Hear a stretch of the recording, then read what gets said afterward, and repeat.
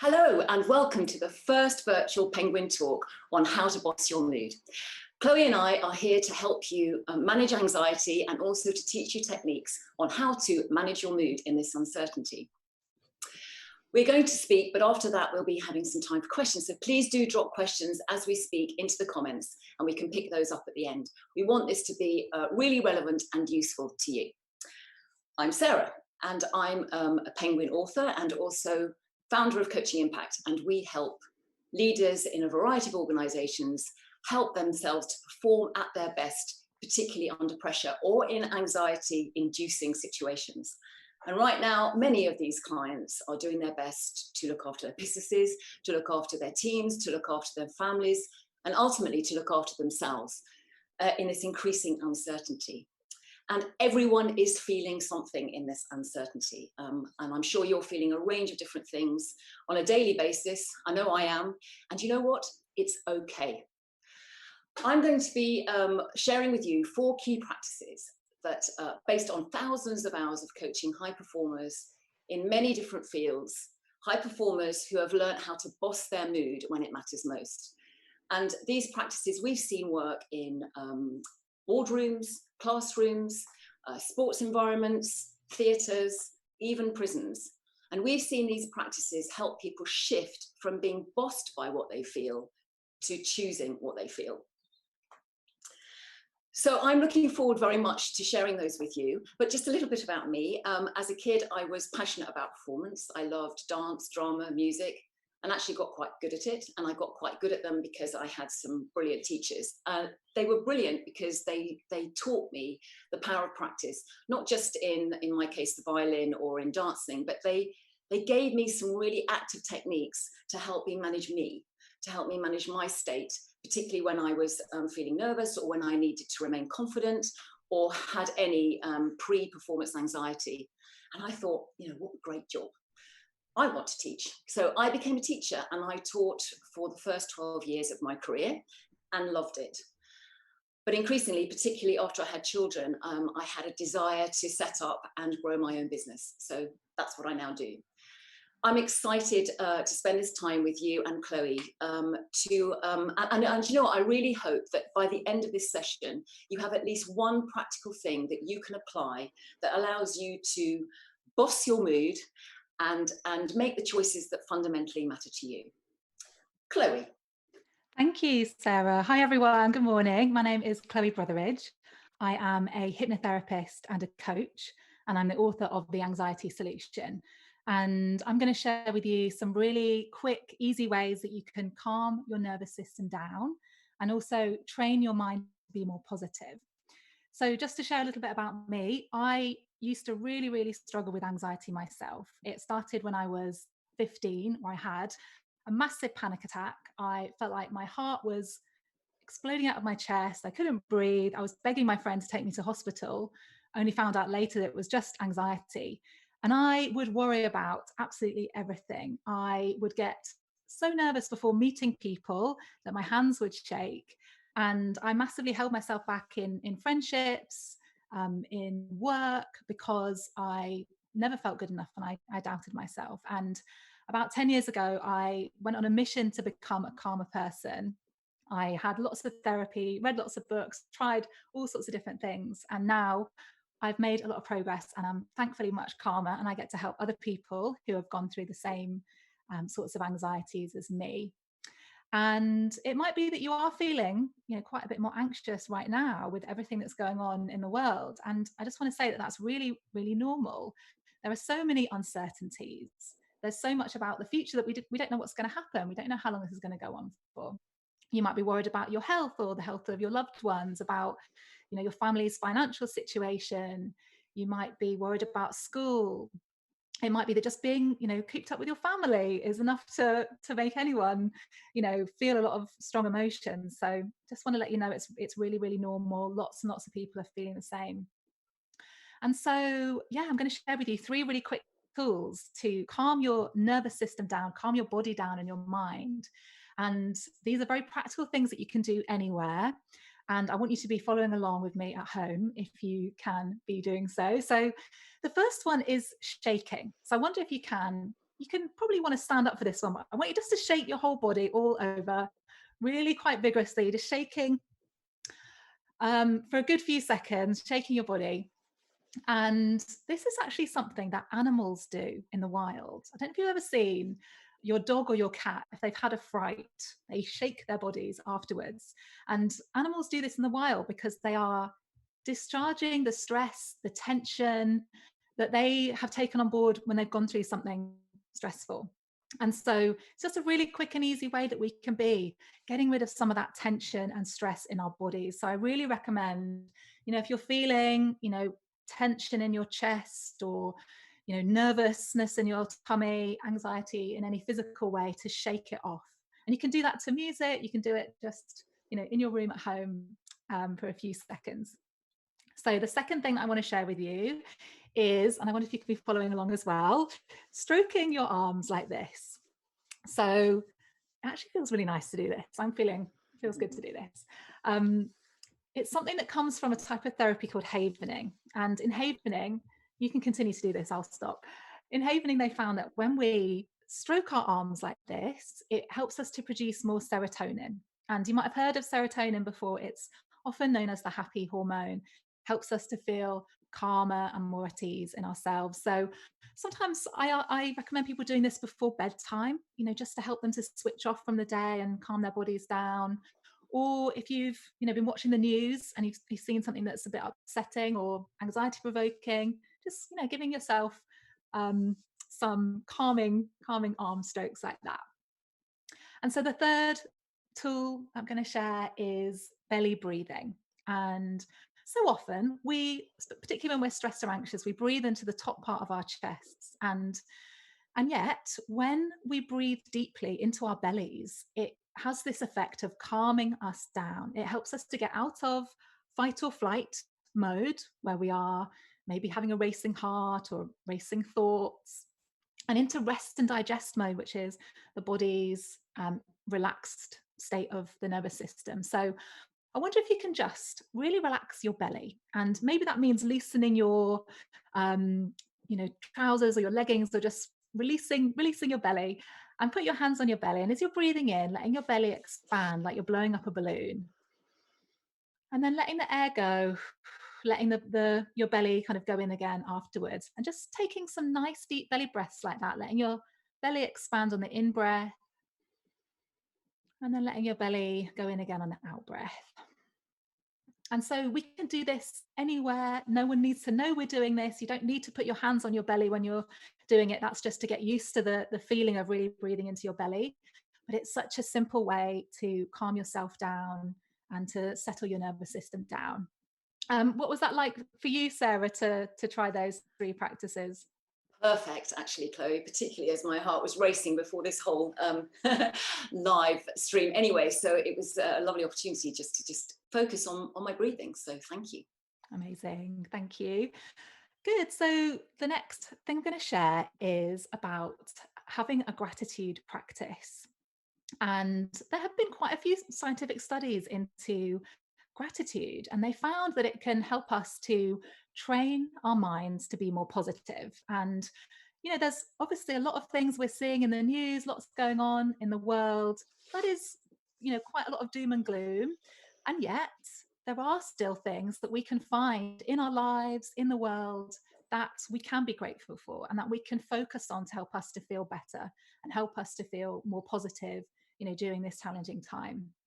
So the way to have a gratitude practice is to think about 3 specific things that you are grateful for, about your life, about yourself, about the world.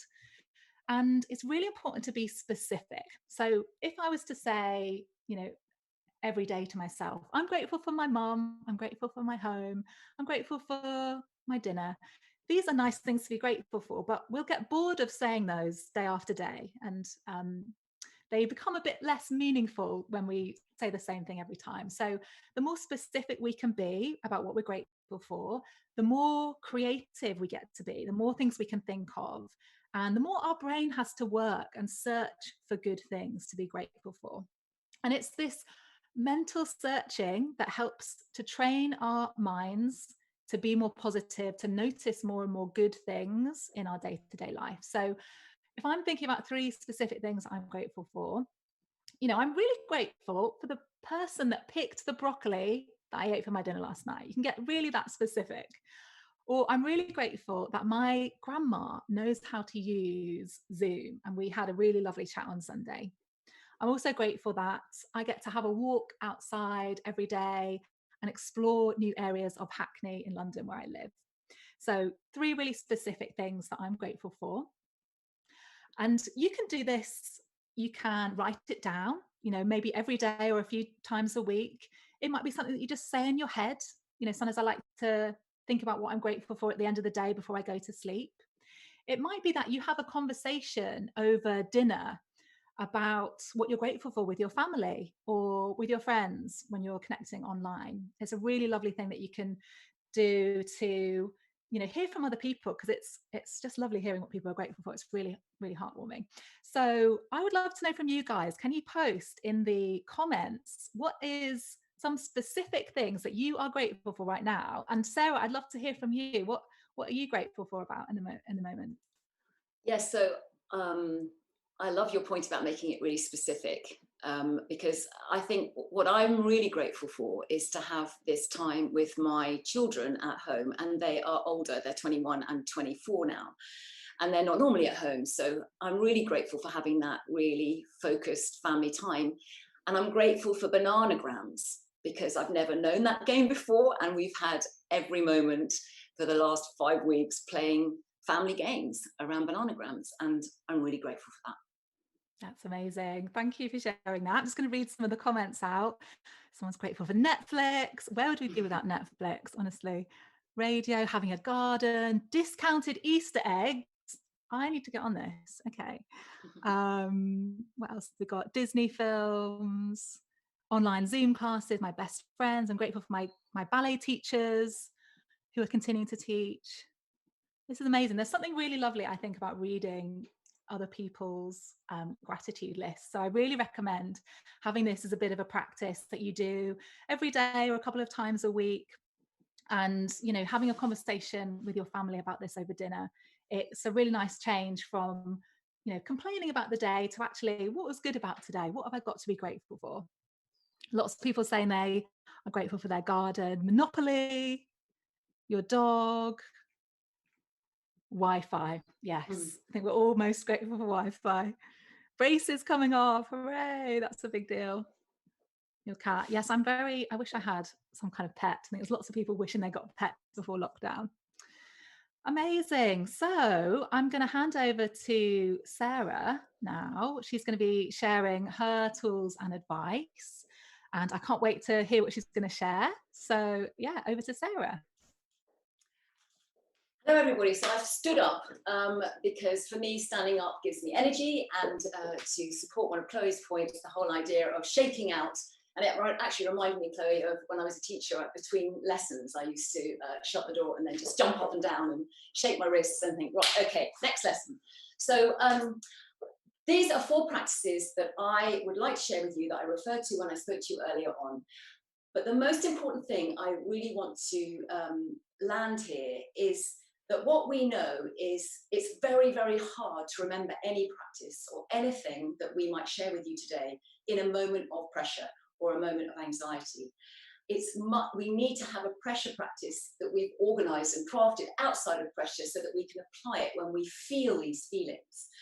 It's really, really hard to do that when we're feeling strong feelings. So I'm inviting you to have a play with these 4 practices. And these are the practices that I was referring to earlier on. And number 1 practice is body.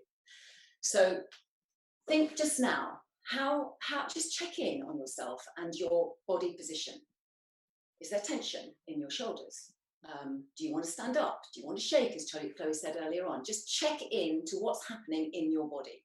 Notice your body position. And what I want you to do is to actually just shift it slightly so that it gives you more energy. Do that now. So number 1 practice is body. And the top tips that I would offer you that clients of ours find very, very useful in whatever situation where they feel the power of nerves or anxiety or pressure, these are the top tips that they use. That feet firmly on the floor. So you might, some of our clients might be in a meeting, you might be, just sitting at home, but just place your feet firmly on the floor is one. Imagining that you have a hanger in the back of your shirt or top, so that it just pulls your shoulders back incrementally, might be another one. And the one that is incredibly underestimated and incredibly useful is your smile, the power of a smile. If you were to think of something that's worrying you right now, a person, a situation, bring it to mind, and now smile. It's almost impossible. Those two things compete, and the stronger is the smile. So we've done some work with young people in exams, and we've just taught them to put a pencil in their mouth. If nothing else, it raises the corners of your mouth and forces a smile. So when we feel pressure or anxiety, we feel it physically first. That's the rule. So having a pressure physical practice, almost like a body hack, that you can apply out of pressure and practice in the pressure is worth it. So practice number one, body. This will help you remember it. Okay, so that allows you to feel like you have some control. Second practice is oxygen. So what Chloe's just been talking about fantastically there is the belly breathing. It's free, it costs us nothing. We have this marvelous resource in our bodies to control our breathing. So work on what breathing technique might work best for you. So we have clients who use the 4-box technique. You breathe in for 4, hold for 4, out for 4, pause for 4. But a very simple one that we use is try it now, put one hand on your stomach and put your other hand, so to support the idea of belly breath. Try this and try it with me. I'm going to breathe in through my nose for 7, and I'm going to breathe out of my mouth. Sorry, I'm going to breathe in through my nose for 3, and I'm going to breathe out of my nose for 7. And I'm going to click so I can give it a beat. So have a go now. Keep your hands on your belly and breathe in through your nose for 3. And out, slow exhalation of your mouth for 7.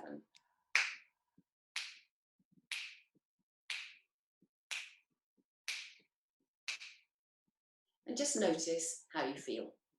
So these are all experiments, and I invite you to be a scientist on your own behavior, because we can't change anything we don't notice. And sometimes our feelings grab us unexpectedly. And so we have to anticipate that and have a practice. Any of you who play sport, play a musical instrument, do anything outside that really matters to you, you will know the importance of having a warm-up or having a way of getting yourself into being able to cope with the pressure that sport or that performing art brings to you. So the same is true for how we behave as human beings. We need practices that enable us. Chloe told us in her story that to have a practice, she's learned how to manage that panic and anxiety that she felt when she was much younger. It takes effort. So body and breath gets us to a place of neutral where we have some choice. So we've got clients, who might be in a meeting and they can't do a very obvious physical breath, but they can sit and just internally think, okay, I'm going to focus on my breathing. I'm going to focus in through my nose and I'm going to do a slow exhalation. And they can still look at the people that are around them. No one needs to know that they're focusing on their breathing. So body, oxygen, breath, those two things return you to neutral.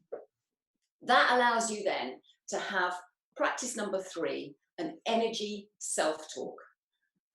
So I'd like you to think now of a recent achievement, something that makes you feel proud, where you felt at your best. Can you recall that now? Just notice how easy that is for you. I reckon that if I said to you, remember a moment where you've messed up, or things haven't gone very well, or it's been difficult, I bet that comes to mind much, much more quickly. Because as human beings, we are much more trained to notice what's wrong than noticing what's useful and what's working or what makes us feel good. So I invite you to think about and write down, actually, not necessarily now, but maybe afterwards, have your proud moment right to hand that you can tap into. There's been some really interesting research done on when young people or adults even are shown or asked to recall a proud achievement before taking an exam, their results increase by 10 points in terms of IQ, which is massive impact that recalling pride in ourselves makes on our performance. So self-talk for energy, once you've thought about that, think about what's the most useful self-talk or mantra that you can attach to that. And there are 3 types that I invite you to think about. A self-talk for confidence. So I can do this, I've got this. A self-talk for ambition. I will manage this uncertain time because I want to go to college. I will take more from this experience than it will take from me. That's a very, very strong mantra for many people that we're working with now. I'm going to take more from this experience than it will take from me. And have that running through your mind. The 3rd type of self-talk for energy is purpose. This is a huge source of energy for us. We've seen it with the key workers, the NHS, us going out and clapping on a Thursday night. When we can tap into what really matters to us, it gives us more energy to place the effort to continue in this uncertainty or whatever it is, if this is causing these feelings. So having a purpose mantra, like I'm going to do it for my mum. I'm going to do this for my family. I'm going to do this for my friends. I'm going to do this for a purpose that matters to me in the world. I'm going to do this for charity. Whatever it is, have a self-talk that increases your energy. That is a really important practice. Self-talk, energy. Okay. And finally, you'll notice that we're making boss here. The final self-talk is self-talk for action. When we've increased our energy, we are much more able to take a small action. And as human beings, we crave progress. And this is partly why it's much tougher in this situation right now, because we're stuck in many ways. So choose what action you can do every day, tiny little action that you can do every day that allows you to feel back in control. So when you've boosted your energy, you can then have the opportunity to just take one action. And lots of actions that people are taking right now are shed related. So shed, in terms of the shed method, the book that I wrote, shed is sleep, hydration, exercise, and diet. And what we're finding with the clients that we're working with, that right now that is so vital, to put some fuel in your tank so that you can have the energy to choose. So think, what little action can you decide on now that will help you? It could be when I'm feeling any of these things, I'm going to get up and take a glass of water, or I'm going to go for a short walk, or I'm just going to get some air, even if I stick my head out of the window, or a healthy snack, or something that makes you feel good, that feeds you. So that's self-talk for action. And I just wanted to share that when I was writing the book, Self-talk for action, I had days when I just couldn't write anything, but just saying I'm going to write one word today just takes you forward. It's very easy for us in this situation to think of all the things that we can't do. Can I be bothered to get out of bed? Can I be bothered to read that? Can I be bothered to do my exercise? Whatever it is, it's easier to think we can't be bothered. So once we've boosted our energy for our self-talk energy, we can then say, I'm going to do this one thing. So even if you're now thinking, actually, there's one thing I can do, write it down. Writing down is really important, just to remind ourselves of what we can control. Control the controllables. I used the BOSS technique last year when I was trekking to Nepal to raise some money with 5 other women to open a school way up in the top to allow children to not have to walk 2 days to get to school, which is currently what they were doing. And it was tough, right? And there were moments when I really struggled to continue to climb. I mean, these were climbs where I literally had to lift my leg this high. And so how I used BOSS was I had body, shoulders back, Sarah. Breathe in, slow exhales. My self-talk for energy was, I will complete this walk for this school. And my self-talk for action was slow, steady steps. So I had to think about that, though, before feeling exhausted. Otherwise, I couldn't apply it. So I invite you to think about your BOSS strategy. What's your BOSS strategy? And work it through. And why does it matter? Why does this matter? I'll tell you why it matters. Because we have 3 brains. Yes, I did say 3 brains. For any biologists or scientists out there, apologies, this is a very simple but hopefully useful way of understanding how we as humans work. We have three brains. We have a reptile brain that is the oldest part of our brain that's looking after our basic needs right now, digesting our food, making our heart beat. We don't have to worry about it because it's outside of our conscious awareness, thank God. We have a dog brain that's the hub of our emotions, our feelings. I call it the dog brain because broadly as human beings, we have three different responses: barking, wagging, or cowering. Barking, shouting; wagging, saying yes when you really mean no; and cowering, doing nothing. And this is part of our emotional hub.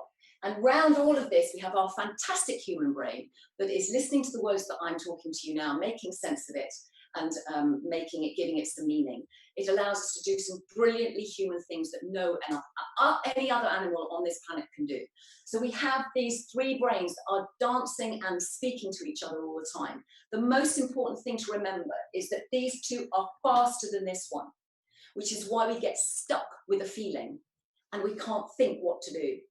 So this boss technique is a way of controlling this so that we get the best of our dog and our reptile brain and works with our human brain so we can apply the effort and make the choices, most importantly, that matter most to you. So that's a whistle-stop tour of three things that you can do to enable you to boss your mood and make the choices that really matter. Chloe. Brilliant. I love that. Thank you so much, Sarah. I think it's so important that the aspect of self-talk, it's so vital to speak to ourselves in encouraging ways. And, often we find that it's so easy to, if we're trying to encourage a friend to feel better or encourage them in something they're doing, it's easy for us to be kind to them and encouraging. And unfortunately, when we're talking to ourselves, we can be the opposite. We can really bring ourselves down. So I love all of those ideas. Thank you. So we are going to go over to some questions now. I'm going to answer the first question that came in. And the question was, is anxiety something that you feel throughout your life? And I think this is interesting because anxiety is a really normal emotion. It is something that we are all going to experience from time to time. Anxiety can be worrying about things. Every human being will worry at some stage or another. It might be feeling nervous before a exam or a job interview or something. And actually anxiety is this very broad term, and it can be these smaller anxieties and it can be these much more serious anxieties. And it is normal for you to feel anxiety throughout your life. However, if you are experiencing a lot of anxiety, if it is holding you back, if it is stopping you from doing the things that you want to do, if it is destroying your peace of mind, then it's definitely something that you should get some help for. So whether that's speaking to teachers or parents or your doctor, having therapy, trying different self-help techniques can also be really helpful. And it's not the case that if you have anxiety, severe anxiety, you're going to feel that way forever. There's lots that we can do to help ourselves. But just from my own experience, I sometimes feel anxious, even though I've made loads of progress. If I have to go and speak in front of lots of people, I will feel nervous in my body. I might be a little bit worried about it. But it doesn't hold me back in my life. It doesn't really cause me big problems. So I know that that's a kind of a normal level of nervousness and anxiety for me. So you've really got to think about what it is for you and know that no feelings stay the same forever. We are always changing and always growing and developing. So even if you are feeling quite anxious now, doesn't mean you're going to feel that way forever. So yeah, I don't know if Sarah, you want to build on that, or there's a question here for you as well. Yeah, no, I agree with that. I love the idea that we can let go. Things will pass and we'll come out the other side of it. I've got a question here that says, how can we feel more confident to speak up in class or in a virtual classroom session? What a great question. I just want to share with you that in preparation for this, there was an awful lot of anxiety from me in thinking about, how do I open it? How do Chloe and I link? There's lots of things. So I think when you ask a question about how do you feel more confident, you feel more confident through practice. And you have to give yourself those stretches that may well feel uncomfortable. But you know what? Feeling uncomfortable and stretching yourself is a great feeling. I think the number of times, I'm sure all of you have done something you felt was out of your comfort zone, you've done it, and then you feel fantastic. And the same is true about feeling confidence when you're speaking in public or you're speaking in a situation that doesn't feel entirely natural. I absolutely love the phrase, you can act your way into a new way of thinking, as well as think your way into a new way of acting. So I'm going to say that again. You can act your way into a new way of thinking, as well as think your way into a new way of acting. And I like it because sometimes it's back to the body. Just have a go. Get it in your body, and sometimes you have to pretend that you're confident, and I make no apology for that, because I have seen so many people say to me, or have an unhelpful label, oh, I just don't do that, I'm a bit quiet, I'm one of those people that never speaks up, oh yeah, that's not me, I'm not one of those confident people, you know. And I think we should ban labels. They are really, really limiting. And so if you're running any labels about yourself, press pause and ban it, because it's going to do you no good in your life, really, and challenge any label that you are running. So I'd like that person, I'm sorry I don't know your name, but I'd like that person, I'd like you to say, I am going to be confident on my next virtual call. I'm going to say one thing in the next lesson. Just go back to the self-talk for action, a little tiny thing, even if it's just going to say one sentence in this call that's going to push me forward. And remember, in order to have the confidence to do that, you need to have some energy self-talk that helps you. So that's my offer on that question. I love that. And just to add to that, I think when you feel your heart racing right before you want to ask a question in class, I think sometimes we can interpret that as a sign that we shouldn't speak because we feel too nervous. But actually, could your heart racing be telling you, actually, this is important to me? It's important for me to say this. Yeah. I recently overcame a big fear I had of singing, and I went and did some karaoke Brilliant. in a restaurant, and my heart was really racing. And I thought, you know what, that's because this is important to me, because I love singing and I want to share this. And so if your heart's racing, take that as a sign that, you know, it's something that you should walk towards, not run away from. The next question was, how do I feel content without feeling like I need to be productive constantly? This is huge. This is so common. I think there's this message in society that we have to be busy all the time, and that rest is something that you should feel guilty for, or that you have to earn. But actually, you don't need to be busy all the time. And if we are constantly busy, what can happen is that we end up burning out and not having any energy for our work or our friends or our family. So try as much as you can to take that pressure off yourself. I have a saying that I talk about in the anxiety solution: I need rest to be at my best. So I want you to remember that saying, and know that your worth, your value as a person is not linked to what you do or what marks you get at school. Think about seeing yourself through the eyes of your best friend. Your best friend doesn't love you any less if you are spending the night watching Netflix than if you're spending the night being productive. It really doesn't matter to the people we love. So can we try and see ourselves from that perspective as well? I think that's great, Chloe. And I love that that rest point, and just so underestimated the power of recharge or renewal or recovery. And it's funny. I mean, I can feel that even just being at home and not going out. Sometimes I'm more exhausted at the end of the day because of this need to feel like I have to be using every ounce of every day or every ounce of every minute. So I think it's such a great message. So I have one here about how do I speak on stage without stumbling over my words. So I think this is relevant for not just on stage, but even speaking in any environment where you might feel nervous or anxious. And I go back to the same point. It's about practice, absolute practice, practice, say it out loud, say it to yourself. I think just in terms of the words on stage, what we're often trained to do when we're learning lines is to focus on our breath.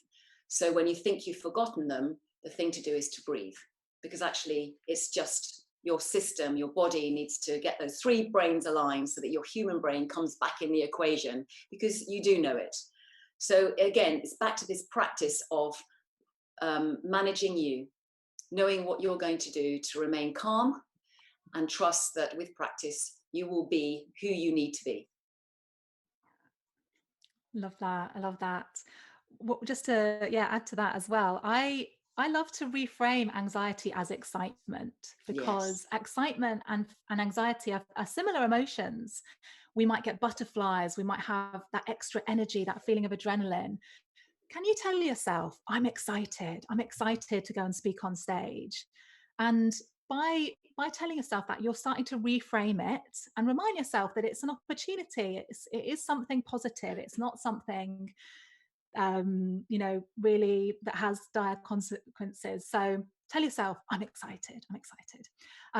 The next question that came in was, what tips do you have if you are struggling to get to sleep because you are feeling anxious? Yeah, so I would definitely say trying to have a good routine for your sleep, trying to make sure that you're going to bed at the same time every night. Probably everyone knows that we shouldn't really be using our phones just before bed, because the light from our phones can cause our brains to think that it's morning time, not time to go to bed. Um, I really love as well writing things down. If I've got a lot on my mind, or if a client of mine is telling me they can't switch off to get to sleep, have a notebook by your bed and just write down anything that you're worried about, anything that's on your mind. There's something about just offloading things from your brain, getting it down on paper, that can help us to switch off. It might be that you do the arm stroking. It might be that you take some belly breaths in bed. It might be that you do something like a body scan, where you imagine each part of your body relaxing from the feet and up your legs, imagining each part through your body, your arms, and finally your head and your face. Just bit by bit, imagining each body part relaxing can just be a good way to start to relax and calm down. Mm, I totally agree with that, Chloe. And also, I'm a couple of other things to add in there is when you decide to go to bed, almost like taking an hour beforehand to check out. So just notice. I think it's back to being curious about yourself and what your habits are and what you tend to do just before going to bed. And maybe there's something that you can do that's different. And a lot of people that we work with are finding the relationship between exercise and sleep quite useful as well. That actually doing something to literally physically let go of thoughts through exercise enables them to feel freer to relax in order to go to sleep. I've got a question, right? How do you learn to love yourself and not care what other people think? Oh, wow, that's a really mighty question. And I think that comes down to the habit of reminding yourself, back to Chloe's point about what you're grateful for, but also reminding yourself of the great things that you do. So you might want to, at the end of each day, write down what I call 3 yay moments. Yay moments from today about what you've done, what's made you feel good, what's made you feel happy, where you've made someone else feel good. But just have some practice that enables you to be reminded of what you love and what you do well. It's back to that proud achievement. We call them trophy moments often. What are your daily trophy moments? Build your trophy cabinet.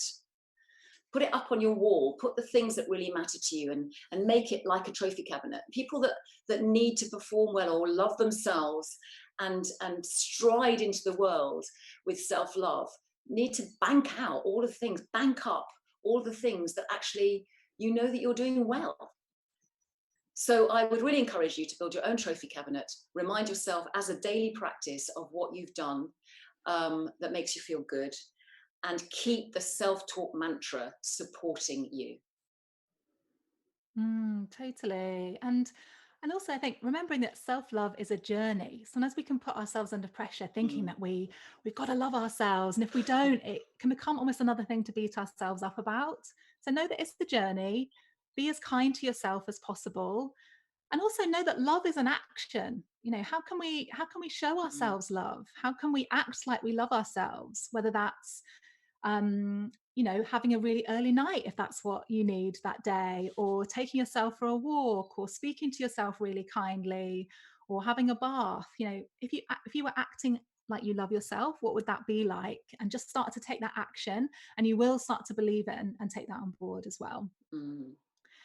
The next question was, often when I'm anxious, I just stop doing all actions. I think myself into oblivion. How do I get out of that frame of mind and move on? So overthinking and ruminating can really keep us stuck and stop us from being able to focus on anything, being able to concentrate. It's really, really a very, very common symptom of anxiety. And I would say it's important to try to get yourself into a calmer state, first of all. So, whether that is doing some exercise to get yourself into your body and out of your head. So, that might be shaking, that might be going for a run, that might be doing Joe Wicks in the morning. Just getting into your body, connecting with your body will get you less in your head. And then you can start to perhaps think about what is a tiny bit of action that you can take. Often when we think about action, it can be quite overwhelming if we think, right, I've got to do this assignment, or I've got to revise for this exam. It can be quite a big, overwhelming goal or task. So what's one tiny, tiny thing that you can do? It might be that I think Sarah was talking about this earlier, you know, just write one word, or set a timer for 10 minutes and say, right, I'm just going to study for 10 minutes and then I can take a break. Really, really taking it step by step. And you'll find that as you take a bit of action, you build momentum, and then it gets easier to do things after that. Absolutely. And that links very much to the final question that we're taking, I think, today, which is how do I reduce procrastination? Wow. And I think that's just related to, just to back up to, in a way, what Chloe is saying. I think procrastination is really helped when you can connect to what you want to do, to why it matters to you, is number one. So rather than seeing it as a task, just think, actually, why does this matter to me? Or to go back to the purpose energy of why does this matter to somebody else? Sometimes we're more inclined to do things when it's got a bigger purpose or a bigger meaning. So make sure that you know what it is that you want to do and why it matters to you. Also, another thing that helps is to decide on what you want to do the day before. So you're not wasting energy when you wake up thinking all of the different things that I want to do. You've made the decision the night before and you said, I'm going to do this one thing and I'm going to do it for this reason. And then I'm going to celebrate when I've done it. Because what I think we tend to do as human beings is we achieve something and then we go on to the next thing. And then we're constantly thinking of all the things that we need to do or want to do, as opposed to stopping sometimes and just thinking, wow, I've done it. And give yourself a treat. Or, you know, a moment of celebration. So small things, link it to purpose and celebrate it when you've done it. I love that. So we are right about out of time. Thank you so much everyone for joining us. If you are completing the activity sheet, the colour of the talk is maroon. And everyone, please remember to subscribe to Penguin Platform on YouTube. And to get your audio, your free audio book, download codes for both the anxiety solution and the shed method, you have to fill in this short feedback survey, the link which I think is in the comments. So literally, thank you so much for spending our 45 minutes with us. I've loved it. It's been a strange experience not having you in front of us, but do let us know how you found it. And thank you so much for spending time with us. Thanks everyone. Bye-bye.